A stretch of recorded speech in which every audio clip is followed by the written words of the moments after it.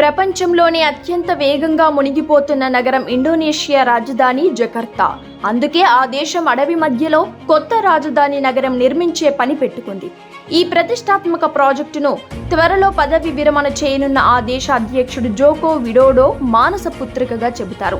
ఈ కొత్త రాజధాని నగరం గురించి 2019లో తొలిసారి ప్రకటన చేశారు. 2022 మధ్యలో ఈ ప్రాజెక్టు నిర్మాణ పనులు ప్రారంభమయ్యాయి. త్వరలోనే కొత్త రాజధాని నగరం మొదటి దశ పనులు పూర్తి చేసుకుని సిద్ధం కానుంది. కొద్ది వారాల్లోనే కొంతమంది నగరానికి తరలి వచ్చేలా ప్రణాళికలను సిద్ధం చేశారు. 1600లో డచ్ వలస రాజ్యంగా ఉన్నప్పటి నుంచి ఇండోనేషియాకు జకర్తా రాజధానిగా ఉంటూ వచ్చింది. అత్యంత రద్దీ నగరాల్లో ఇదొకటి. ప్రపంచంలోని అత్యంత వేగంగా మునిగిపోతున్న నగరంతో పాటు కాలుష్యం విపరీతంగా పెరిగిపోయిన నగరాల్లోనూ దీనికి చోటుంది.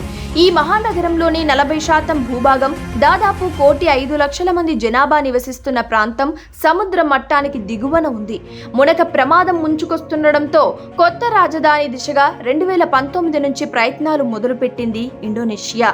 ఆధునిక నగరాల్లోని అన్ని సదుపాయాలతో పాటు ప్రకృతితో సమ్మిళితమైన గ్రీన్ హైటెక్ సిటీగా నుసంతారాను తీర్చిదిద్దడమే లక్ష్యంగా పెట్టుకున్నారు. నగర విస్తీర్ణంలో 60% పైగా వాకింగ్ ట్రాక్లు, బైక్ ట్రాక్లతో కూడిన హరిత ప్రదేశాలను అభివృద్ధి చేసేలా ప్రణాళికలు రచించారు.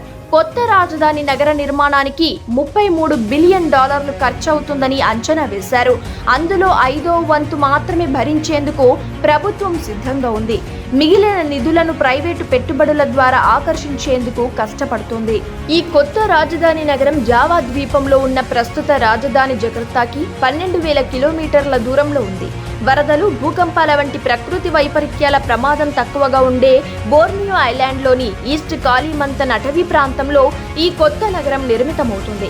భౌగోళికంగా ఇండోనేషియాలో వ్యూహాత్మక ప్రాంతంలో ఈ నుసంతార ఉంది. జావా ద్వీపానికి, జకర్తాకి దూరంగా ఉన్న ఈ నగరం కోసం విస్తారమైన ద్వీప సమూహంలోని సంపద, వనరులు అన్ని ప్రాంతాలకు పంపిణీ జరిగేలా అత్యంత జాగ్రత్తగా రాజధాని ప్రాంతాన్ని ఎంపిక చేశారు.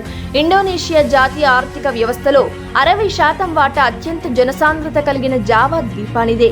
ఈ మెగా ప్రాజెక్టు సుమారు 1000 చదరపు మైళ్ల మేర విస్తరించి ఉంది. జకర్తా కంటే 4 రెట్లు, న్యూయార్క్ నగరం కంటే 2 రెట్లు ఎక్కువగా ఉంటుంది. అయితే ప్రణాళికల నాటి నుంచే ఈ ప్రాజెక్టుపై పర్యావరణవేత్తలు ఆందోళనలు వ్యక్తం చేస్తున్నారు.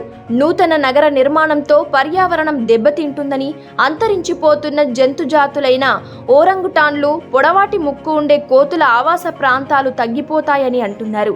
కానీ ప్రభుత్వం ఈ ఆందోళనలను కొట్టిపారేస్తోంది.